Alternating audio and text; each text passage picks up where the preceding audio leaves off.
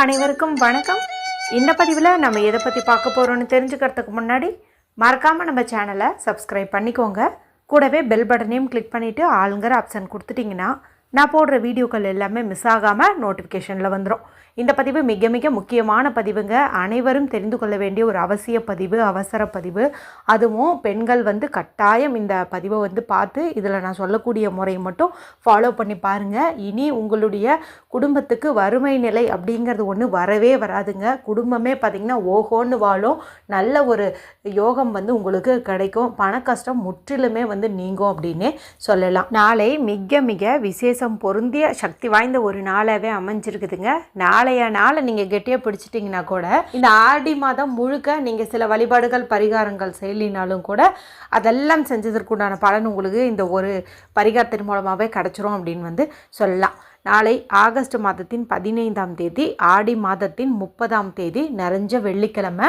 இந்த வெள்ளிக்கிழமை அப்படிங்கிறதே பார்த்திங்கன்னா மகாலட்சுமி தாயார் வழிபாட்டிற்கும் அவங்கள அதிதேவதையாக கொண்ட சுக்கிர பகவான் வழிபாட்டிற்கும் ஏற்றதொரு நாளாக கருதப்படுது. அதுவும் இது ஆடி மாதத்தில் வரக்கூடிய வெள்ளிக்கிழமை. கேட்கவா வேணும்? அதுவும் பார்த்திங்கன்னா ஆடி மாதத்தில் வரக்கூடிய கடைசி வெள்ளிக்கிழமை. இப்போது நமக்கு கிடச்சிருக்கக்கூடிய கடைசி வாய்ப்புன்னு பார்க்கும்போதும் இதுதான். நான் தொடர்ந்து ஆடி மாதம் ஒவ்வொரு வெள்ளிக்கிழமையிலையும் எந்த மாதிரி பரிகாரம் செய்யணும் என்பது குறித்து போட்டுகிட்டே வந்தேங்க.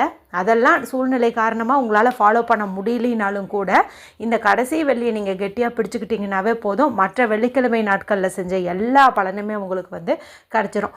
அதுவும் பார்த்திங்கன்னா ஒரு விசேஷமான சேர்க்கையோடு தான் இந்த ஆடி கடைசி வெள்ளியானது இருக்குது. அது என்ன அப்படின்னு பார்த்தீங்கன்னா, வெள்ளிக்கிழமை சுக்கிரனுக்கு உரியதுன்னு சொல்லியாச்சு இல்லையா? அவருக்கு உரிய எண்ணுன்னு பார்க்கும்போது 6. கரெக்டாக இது இந்த ஆங்கில தேதியின் கூட்டுத்தொகையில் நமக்கு கிடச்சிருக்குது. நாளைக்கு 15ஆம் தேதியாச்சா, இதில் வர 1ஐயும் 5ஐயும் ஆட் பண்ணி பாருங்கள், 6ன்னு கிடைக்கும். இந்த 6ங்கிற எண் சுக்கிரனுக்கு உரியது. அவருக்குரிய எண்ணானது அவருக்குரிய கிழமையிலேயே வர்றது விசேஷம் அப்படின்னு சொல்லலாம். இப்போ இந்த பதிவில் உங்களுக்கு நான் ஒரு பணவசிய குளியல் முறை குறித்தும் சொல்ல போகிறேன். அதே போல் நிலைவாசலில் செய்ய வேண்டிய ஒரு பூஜை குறித்தும் சொல்ல போகிறேன். இந்த குளியல் பரிகாரமாகட்டும், நிலைவாசல் பூஜை ஆகட்டும், நீங்கள் காலையிலையும் செய்யலாம் அல்லது மாலை உங்களுக்கு டைம் கிடச்சிச்சின்னா அந்த சமயத்திலையும் நீங்கள் செய்யலாம். மேலும் குளியல் பரிகாரம் எடுத்துக்கிறதுக்கு ஏதாவது ரூல்ஸ் இருக்கான்னு கேட்டிங்கன்னா எந்த ஒரு ரூல்ஸுமே கிடையாது. பெண்கள் பீரியட்ஸ் டைம்லையும் தாராளமாக எடுத்துக்கலாம். பிறப்பிறப்பு தீட்டு இருந்தாலும் தாராளமாக எடுத்துக்கலாம்.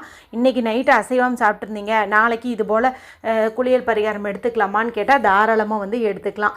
ஆண்கள் இந்த குளியல் பரிகாரம் எடுத்துக்கலாமான்னு கேட்டிங்கன்னா அது உங்களுடைய விருப்பம்தான். நீங்கள் எடுத்துக்கிறதுனா தாராளமாக எடுத்துக்கலாம். சரி, இப்போ முதல்ல இந்த பரிகாரம் குறித்து பார்த்தலாம். இதுக்கு நமக்கு தேவையானது ஒரு பக்கெட் தண்ணீர் தேவைப்படுது. சுடு தண்ணியோ பச்சை தண்ணியோ உங்களுக்கு எது ஒத்து வருமோ அதை நீங்கள் பிடிச்சு வச்சுக்கோங்க. அதில் நான் சொல்லக்கூடிய இந்த ரெண்டு பொருளை மட்டும் நீங்கள் சேருங்க. அது என்ன பொருள் அப்படின்னு பார்த்தீங்கன்னா, மகாலட்சுமி தாயாருக்கும் சுக்கிர பகவானுக்கும் உரிய தயிர் தான் நமக்கு தேவைப்படுது. இந்த தயிர் சுக்கிரனுடைய அம்சங்கிறதுனால இதை நம்ம தண்ணீரில் சேர்த்து குளிக்கும்போது நமக்கு இருக்கக்கூடிய அந்த தேக தரித்திரமெல்லாம் நீங்கி வறுமை நிலையெல்லாம் நீங்கி நல்ல ஒரு செல்வ செழிப்பான வாழ்க்கை அமையும்னு சொல்லலாம். நீங்கள் கடையில் வாங்கின தயிராக இருந்தாலும் சரி, வீட்டில் வச்சுரு தயிராக இருந்தாலும் சரி, ஒரு சொட்டு அல்லது 2 சொட்டு நீங்கள் குளிக்கக்கூடிய தண்ணீரில் நீங்கள் கலந்துட்டு அதன் பிறகு குளிக்கிறது நல்லது. இப்போ தயிர் 2 சொட்டு விட்டுக்கோங்க. அடுத்தது எப்போதுமே சொல்கிறது தான், மகாலட்சுமி தாயாருக்கு உரிய மஞ்சள் தூள் இந்த தண்ணீரில் நம்ம சேர்த்துக்கணும். இப்போ இது ரெண்டையும் தண்ணிக்குள்ளே போட்டதுக்கப்புறம் உங்களுடைய வலது கையினுடைய மோதிர விரல், அதாவது ரைட் ஹேண்டினுடைய ரிங் ஃபிங்கரை பயன்படுத்தி நான் சொல்லக்கூடிய இந்த நம்பரை இந்த தண்ணீரினுடைய மேற்பரப்பில் நீங்கள் எழுதிக்கோங்க. சரிங்களா? அது என்ன நம்பர்னு நான் சொல்லி காட்டுறேன், ஸ்க்ரீன்லேயும் கொடுக்குறேன். 2918 2918. இது மகாலட்சுமி தாயாரை அட்ராக்ட் பண்ணிக்கூடிய நம்பருங்க. இந்த நம்பர் குறித்து நம்ம சேனலில் நிறைய பதிவுகள் 2 ஆண்டுகளாகவே போட்டுட்ருக்கிறேன். இந்த நம்பர் தான் நம்ம இந்த தண்ணீரினுடைய மேற்பரப்பில் எழுதணும். ஜஸ்ட்டு தயிரையும் கொஞ்சம் மஞ்சத்தூளையும் போடுறீங்க, உங்கள் விரலை பயன்படுத்தி தண்ணீரில் எழுதுறீங்க. இந்த தண்ணீரை பயன்படுத்தி நீங்கள் தலைக்கோ உடம்புக்கோ குளிச்சுக்கோங்க. ஆல்ரெடி வீடியோ பார்க்கறதுக்கு முன்னாடி குளிச்சிருந்திங்கன்னா இது போல் தண்ணீர் ரெடி பண்ணிட்டு சாயந்தரத்துக்குள்ளாரையாவது குளிக்கிறதுக்கு முயற்சி பண்ணுங்கள். இது முதல் பரிகாரம். அடுத்த பரிகாரம் என்ன அப்படின்னு பார்த்திங்கன்னா, நிலைவாசலை நம்ம ஏற்ற வேண்டிய ஒரு முக்கியமான தீபம்.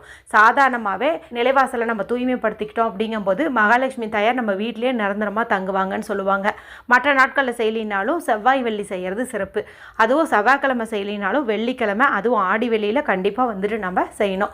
இப்போ நிலைவாசல் படியை நீங்கள் நல்லா வழக்கமாக வழக்கம் போல் தொடச்சி தூய்மைப்படுத்திக்கோங்க. தண்ணீரோ அல்லது பன்னீரோ தொட்டு நீங்கள் தூய்மைப்படுத்துறது அப்படிங்கிறது நல்லது. அடுத்தது இதில் சந்தன குங்குமம் வந்து இட்டுக்கோங்க, இல்லைன்னா மஞ்சள் குங்குமமாவது இட்டுக்கோங்க. எப்பவும் சொல்கிறது தான், சாதாரணமாக நம்ம சந்தன குங்குமம் மஞ்சள் குங்குமம் இடும்போது அது கூட கொஞ்சம் வாசனை பொருட்கள் சேர்த்துக்கலாம். பச்சை கற்பூரத்தையோ ஜவ்வாதியோ கொஞ்சம் மிக்ஸ் பண்ணி அதன் மூலமாக நம்ம பொட்டு வைக்கும்போது நம்மளுடைய நிலைவாசலே பார்த்திங்கன்னா நல்லா கமகமன்னு மணக்கும். அந்த மாதிரி வந்துட்டு நீங்கள் பண்ணிக்கோங்க. அடுத்தது நிலைவாசல் படிக்கு வெளியில் 2 வெற்றிலை வந்து வைங்க. இந்த பக்கம் ஒன்று அந்த பக்கம் ஒன்றுன்னு வைங்க. வெற்றிலை கழுவிட்டு முன்னாடியே அதுக்கு மஞ்சள் குங்குமம் வந்து இட்டுக்கோங்க. அடுத்ததாக 2 மண்ணகல் வந்து எடுத்துக்கோங்க, 2லேயும் மஞ்சள் குங்குமம் வந்து இட்டுக்கோங்க. அடுத்தது நல்லெண்ணெய் வந்து ஊற்றிக்கோங்க. இதில் நம்ம போட வேண்டிய திரி அப்படின்னு பார்க்கும்போது மஞ்சள் நிறத்தில் இருக்கிறது சிறப்பு. மஞ்சள் நிற திரி கடையில் வந்து கிடைக்குதுங்க. இப்படி உங்களுக்கு திரி கிடைக்கலங்கும் போது நீங்களே பஞ்சு திரியில் கொஞ்சம் நெய்யும் மஞ்சளும் கலந்து தோய்த்து எடுத்தீங்கன்னா இது மஞ்சள் நிறமாக வந்து மாறிடும். இப்போ இதை வந்து அந்த விளக்குக்குள்ளே நீங்கள் போட்டு ஏற்றி வைக்கலாம். இந்த தீபத்தையுமே நான் சொல்லக்கூடிய இன்னொரு பொருள் உங்களுக்கு கிடச்சிதுன்னா அதையும் பயன்படுத்தி ஏற்றும்போது இன்னும் அற்புதமான பணவரவு ஏற்படும். ஏன்னா நல்லதாகட்டும் கெட்டதாகட்டும் எல்லாமே நம்மளுடைய நிலைவாசல் படி வழியாக தான் நம்ம வீட்டுக்குள்ளே வந்து வரும். அப்படி வரக்கூடியது நல்லதாக மட்டுமே இருக்கணும், மகாலட்சுமி தாயார் மட்டும்தான் நம்ம வீட்டுக்குள்ளே வரணும், எப்போதுமே நம்ம வீட்டில் பண கஷ்டம் வரக்கூடாது அப்படின்னு நினச்சிங்கன்னா மல்லிகை பூக்கள், அது குண்டு மல்லியோ இல்லை ஜாதி மல்லியோ இல்லை முல்லைப்பூவோ எதுவாக இருந்தாலும் சரி, வாசனை மிகுந்த இந்த மல்லிகை பூக்களை நீங்கள் அந்த வெற்றிலை மேலே ஒரு 4-5 பூ எடுத்து இப்படி வச்சுட்டு இப்போ அதுக்கு பக்கத்தில் இந்த விளக்கை வந்து ஏற்றுங்க, இல்லைனா அதுக்கு மேலே கூட நீங்கள் இந்த விளக்கை வந்து ஏற்றலாம். இப்போ பார்த்திங்கன்னா ஊதுபத்தியும் நம்ம சாம்பிராணி எப்பவும் போல் வந்து வச்சுருவோம். நம்மளுடைய நிலைவாசல் படியே நல்ல மஞ்சளும் குங்குமமாக அப்படியே ஜொலிக்கும். மேலும் இந்த மல்லிகைப்பூ வாசத்துக்கு மயங்காத ஆளே இல்லை அப்படின்னே வந்து சொல்லலாம். மேலும் மகாலட்சுமி தாயார் வசியமாவாங்க அப்படின்னு சொல்லலாம். இப்படி கமன்னு மணக்கும் போது மகாலட்சுமி தாயார் மட்டும் இல்லைங்க, அஷ்டலட்சுமிகளும் 33 தேவர்களுமே நம்மளுடைய வீட்டில் வந்து தங்கணும்னு ஆசைப்படுவாங்க. அதனால் அவசியம் வந்து இந்த மாதிரி ஒரு தீபத்தை நீங்கள் ஏற்றுங்க. அப்படி உங்களுக்கு மல்லிகை பூக்கள் கிடைக்கல அப்படிங்கும்போது பன்னீர் ரோஜா இருந்துச்சு அப்படின்னா அதை கூட நீங்கள் பயன்படுத்துங்க. ஏன்னா இந்த பன்னீர் ரோஜாவுக்கும் நல்ல ஒரு பணவசிய குணம் வந்து உண்டு. ஏன்னா அதனுடைய நறுமணமே பார்த்திங்கன்னா அற்புதமாக வந்து இருக்கும். இது போல் வந்துட்டு நீங்கள் தீபம் ஏற்றி வைங்க. முடிஞ்சால் நாளைய நாட்களில் வீட்டுக்குள்ளே நீங்கள் தீபம் ஏற்றுவீங்க இல்லையா, அதையும் கூட ஒரு தட்டு எடுத்துக்கோங்க, அதை சுத்தம் பண்ணிவிட்டு மஞ்சள் குங்குமம் இட்டுட்டு ஒரு கைப்பிடி அளவுக்கு இந்த மல்லிகை பூக்கள் நல்ல உதிரி பூக்களாக பரப்பிட்டு அதுக்கு நடுவில் நான் சொன்ன மாதிரியே இந்த மஞ்சள் நிற பஞ்சு திரி போட்டு நெய் தீபமாக வந்து ஏற்றுங்க. நிலைவாசலில் நீங்கள் நல்லெண்ணெய் தீபம் ஏற்றுங்க, வீட்டுக்குள்ளே வந்துட்டு நீங்கள் நெய் தீபமாக வந்து ஏற்றுங்க. இப்படி ஏற்றிட்டு உங்களுக்கு தெரிஞ்ச மகாலட்சுமி தாயாரினுடைய ஏதாவது ஸ்லோகம் சொல்லலாம், 108 போற்றி வந்து சொல்லலாம். இப்படி நீங்கள் காலையிலேயே இந்த போல் பரிகார குளியலும் எடுத்துகிட்டு நிலைவாசல்லையும் சுத்தம் பண்ணி அற்புதமாக பண்ணிவிட்டு உள்ளே வந்து பூஜை அறையில் இந்த தீபமும் ஏற்றும்போது உங்கள் குடும்பத்துக்கு எந்த ஒரு பண கஷ்டமும் வரவே வராதுங்க. இது 100% நான் அடித்து சொல்கிறேன். அவசியமாக நாளைய நாளை கெட்டியாக பிடிச்சிக்கிட்டு பயன்படுத்துங்க. முதல் வெள்ளிக்கு எவ்வளோ சிறப்பு இருக்கோ அதே சிறப்பு இந்த கடைசி வெள்ளிக்கும் உண்டு. அதனால் அவசியம் பயன்படுத்துங்க. வீடியோ பிடிச்சிருந்தா மற்றவங்களோடையும் ஷேர் பண்ணுங்கள், லைக் பண்ணுங்கள். மற்றும் ஒரு பயனுள்ள பதிவில் உங்களை சந்திக்கிறேன். நன்றி, வணக்கம்.